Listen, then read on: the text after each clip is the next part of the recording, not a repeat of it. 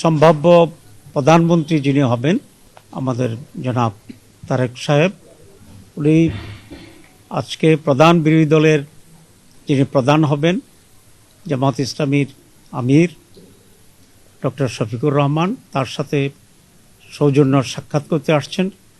আমি মনে করি এই ধরনের নিউ কালচার নিজেদের ভিতরে থাকাটা এটা একটা গুণগত পরিবর্তন। It's a good beginning.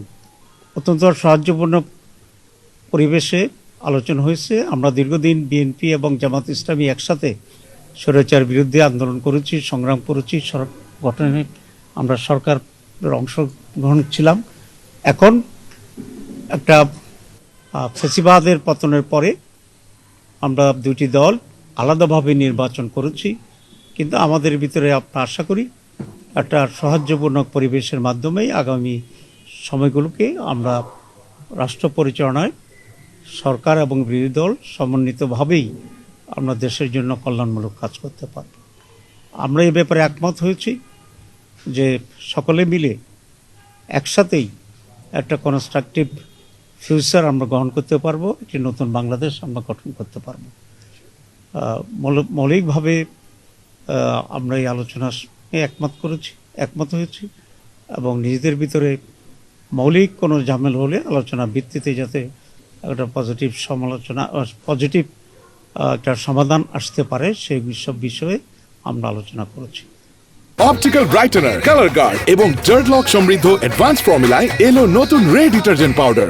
আমাদের আমির জামাত বলেছেন যে কয়েকটি প্রায়োরিটি বিষয়ে এখানে আমাদের আলোচনা হয়েছে। প্রথম কথা হচ্ছে ল অ্যান্ড অর্ডার সিচুয়েশন, মানুষের সিকিউরিটি ইস্যুটা হচ্ছে সবচেয়ে বেশি।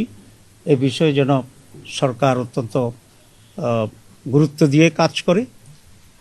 এরপরে ইকোনমির ব্যাপারে আমরা কথা বলেছি এবং বিশেষ করে জনগণের যে মৌলিক যে প্রয়োজনগুলো আছে, খাদ্য, বাসস্থান, এডুকেশন, এসব বিবেকেও অগ্রাধিকার পদ্ধতিতে যেন সরকার কাজে করে সে ব্যাপারে আমরা দৃষ্টি আকর্ষণ করেছি।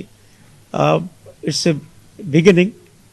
আমি মনে করি যে একটা মৌলিক কোয়ালিটেটিভ চেঞ্জ যাতে আমরা এদেশে পেতে পারি সে বিষয়েও আমরা দৃষ্টি আকর্ষণ করেছি। পজিটিভ যে কোনো বিষয় আছে আমরা বলেছি আমরা কোঅপারেট করব এবং জনগণের স্বার্থের বিরুদ্ধে এবং জনগণের কোনো কল্যাণের বিপরীতে যদি সেরকম কোনো ভূমিকা থাকে আমরা অবশ্যই সে ব্যাপারে আমরা প্রতিবাদ এবং ভূমিকা নেওয়ার জন্য আমরা প্রস্তুত আছি। এতটুকুই কথা হয়েছে আজকে। বিভিন্ন জায়গায় কিছু অঘটন ঘটেছে, কিছু ধর্ষণের ঘটনা ঘটছে, হামলার ঘটনা ঘটছে, আমরা এগুলো দৃষ্টি আকর্ষণ করেছি। আমরা মনে করি সরকারের ব্যাপারে অত্যন্ত সিরিয়াস ভূমিকা পালন করবে এবং দেশকে একটা পজিটিভ দিকে নিয়ে যাবে। জামাত ইসলামী কোনো জাতীয় সরকারে অংশগ্রহণ করবে না। জামাত ইসলামী এখানে একজন কনস্ট্রাকটিভ শক্তিশালী একটি বিরোধী দলের ভূমিকা পালন করবে।